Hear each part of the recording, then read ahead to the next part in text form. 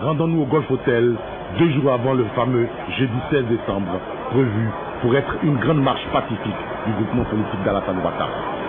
Les 2 anciens premiers ministres ivoiriens cherchent des solutions pour créer l'étincelle. Depuis 2 semaines, les effets d'annonce des décisions et des menaces contre le président ivoirien élu, Laurent Gbagbo, n'ont pas produit les réactions escomptées au sein de la population qui semble être indifférente à leur cause. Après plusieurs rencontres avec leur état-major civil, Alassane Ouattara et Guillaume Soro décident de créer une grande manifestation les jeudis 16 et vendredi 17 décembre. 1. Le jeudi 16 décembre 2010, le gouvernement, au grand complet, se rendra dans les locaux de la RTI pour y installer le nouveau directeur général, M. Brou, à Cap-Pascal. 2. Le vendredi 17 décembre 2010, afin de faire face aux préoccupations des Ivoiriens et surtout pour abréger les souffrances des populations, le gouvernement au grand complet tiendra le conseil de gouvernement dans les locaux de la primature, ici au plateau. Le ministre Patrick Hachi, porte-parole du groupement politique, donne les contours et la nature de la manifestation devant la presse internationale. Le Premier ministre a adressé, comme je vous l'ai dit, des courriers en tant que ministre de la Défense aux forces de défense et sécurité qui assurent la coordination des marches comme d'habitude, a adressé également un courrier aux forces de l'ONUCI. Vous savez que le mandat de l'ONUCI, c'est de sécuriser et de protéger les civils. Je crois que c'est là le lieu d'insister encore là-dessus. Un courrier leur a été adressé et je n'ai aucun doute qu'ils assureront la sécurité des civils et des citoyens qui participeront à cette marche pacifique. Je rappelle encore une fois de plus qu'il s'agit d'une marche pacifique, de citoyens, de civils. Une fois la presse renvoyée, d'autres consignes qui ressemblent plutôt à un assaut militaire sont données à la branche armée, la rébellion des forces nouvelles.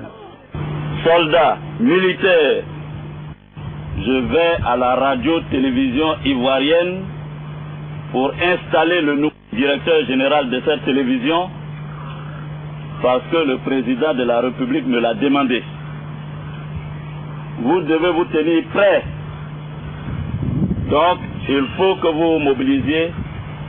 Jeudi, nous allons à la télévision. Je compte sur vous. Et le moral? Non, et le moral? Voilà. Comme tous les deux patrons ont déjà parlé, nous n'avons rien à dire encore. Donc, il faut qu'on soit prêt pour le jeudi. En 5-8 heures, rassemblement à la piscine. Et tous vos équipements militaires de combat. L'amusement est fini. Ce jeudi matin, les hommes des forces nouvelles, aidés par des personnels militaires de l'Organisation des Nations Unies en Côte d'Ivoire, préparent l'attaque. Mise en place, position dans les tranchées, sur le champ de bataille. Les casques bleus aux côtés d'une rébellion contre des forces régulières. Le spectacle est surréaliste.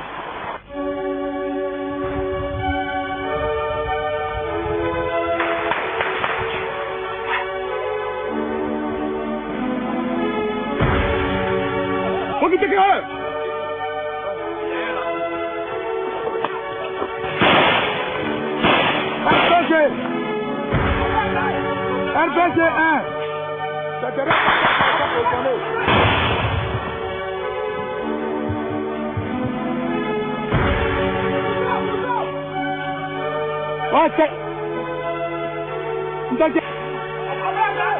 RPG 1.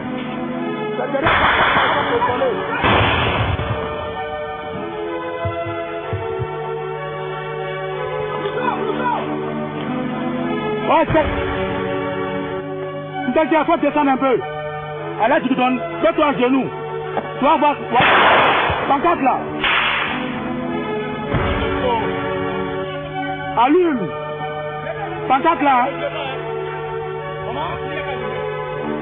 Pancarte là.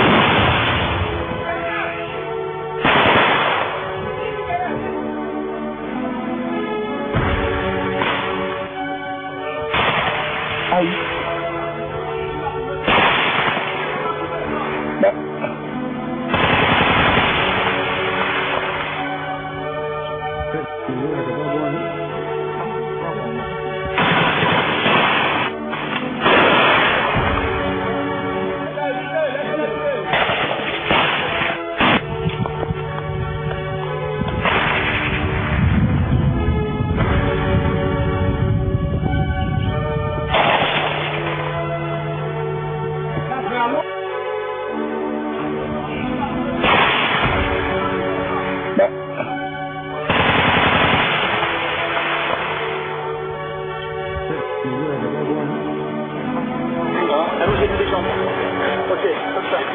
Venez, je suis le vent.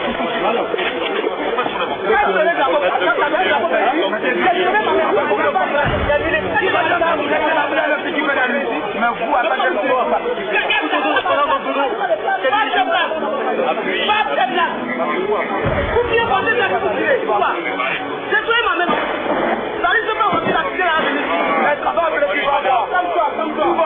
Quand les gens ne vont pas rentrer, ils sont non,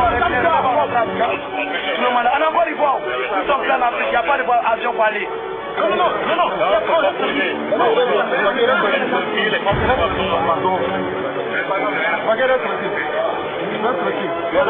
Dans la ville d'Abidjan, les soldats FASN, près de 1700, venus en basse côte pour sécuriser le deuxième tour du scrutin électoral, ne sont pas tous retournés à Bouaké.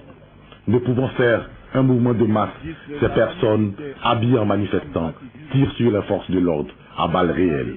10 d'entre elles sont tuées.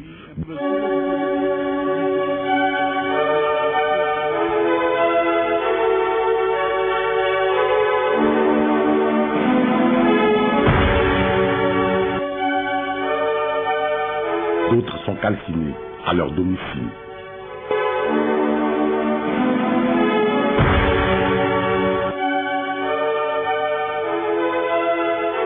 Le porte-parole de l'Organisation des Nations Unies en Côte d'Ivoire, Amadou Touré, qui fait chaque matin le point sur la radio ONUCI, n'en a jamais fait cas.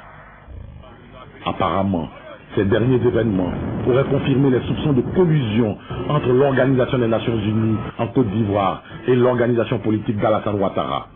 Le gouvernement ivoirien n'aurait eu d'autre choix que de demander le départ des forces onusiennes et de leur personnel civil. Il faut rappeler que ce pic de crise a été créé après que le chef de l'Organisation des Nations Unies en Côte d'Ivoire, Waïdé Choy, ait tenté de faire accepter des résultats illégaux aux yeux de la Constitution ivoirienne après le deuxième tour de l'élection présidentielle qui a opposé Alassane Ouattara à son rival Laurent Gbagbo.